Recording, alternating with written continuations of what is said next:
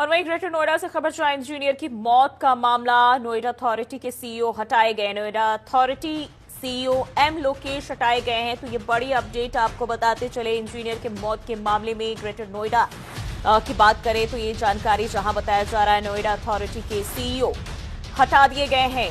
आपको बता दें लगातार इंजीनियर की मौत के बाद से लोगों का गुस्सा आक्रोश जो है जमकर देखने को मिला था। लोग इसका विरोध जता रहे थे, लापरवाही का आरोप लगा रहे थे और अब ये एक्शन लिया गया है जहां बताया जा रहा है सीईओ एम लोकेश हटाए गए हैं। नोएडा अथॉरिटी के सीईओ को हटा दिया गया है।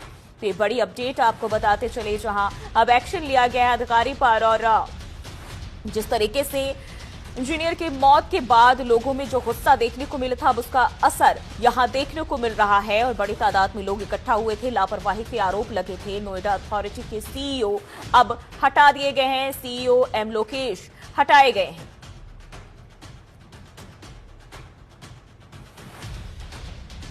तो ये बड़ी अपडेट सामने आ रही है। लोगों ने इसको लेकर भारी विरोध जताया था और अब इसका असर देखने को मिल रहा है जहां लोगों ने लापरवाही की आरोप लगाए थे और अब इस पर एक्शन लिया गया है। कदम उठाए गए हैं जहां सीईओ को हटा दिया गया है।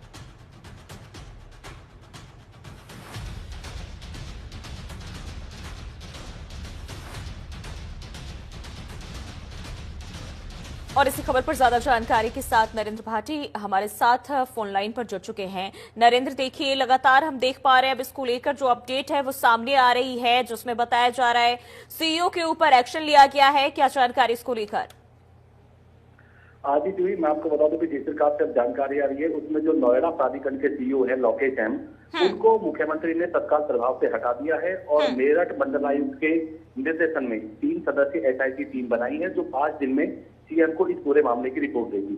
जिस प्रकार से नोएडा के सेक्टर 150 में 16 जनवरी की रात को जो एक सॉफ्टवेयर इंजीनियर था उसकी कार एक बेसमेंट में गिर गई थी और बेसमेंट में पानी भरा हुआ था जिसके कारण वहां पे बचाव दल को बुलाया गया लेकिन उसको नहीं बचाया गया और उसकी मौत हो गई। इस पूरे मामले में नोएडा प्राधिकरण की लापरवाही सामने आई थी और उसी को लेकर जनतंत्र ने भी लगातार ये खबरें दिखाई थी कि जो नोएडा प्राधिकरण है उसकी लापरवाही के चलते एक सॉफ्टवेयर इंजीनियर को अपनी जान गंवानी पड़ी। आज उसी पर मुख्यमंत्री योगी आदित्यनाथ ने बड़ा संज्ञान देते हुए नोएडा प्राधिकरण के जो सीईओ है लोकेश एम उनको तत्काल प्रभाव से हटा दिया है और 3 सदस्यीय एसआईटी का गठन किया है।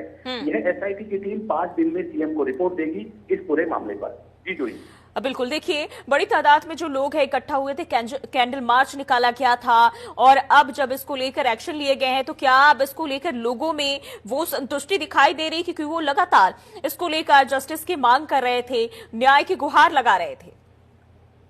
देखिए जिस प्रकार से ये पूरी घटना घटी उस प्रकार से अगर हम आपको बताएं तो सेक्टर 150 में 10,000 से ज्यादा परिवार हैं जो वहां पे रहते हैं लेकिन सुविधाओं के नाम पे उनको कुछ नहीं मिला हुआ। आज भी हमारी कई सोसाइटी के निवासियों से बात हुई, उन्होंने बताया कि वो इस मामले में नोएडा के प्राधिकरण के जो सीईओ हैं उनसे कई बार मिले और उन्होंने कई बार गुहार लगाई कि यहाँ पे जो भी लापरवाही है जो भी सुविधाएं नहीं मिल रही है उनमें सुधार किया जाए।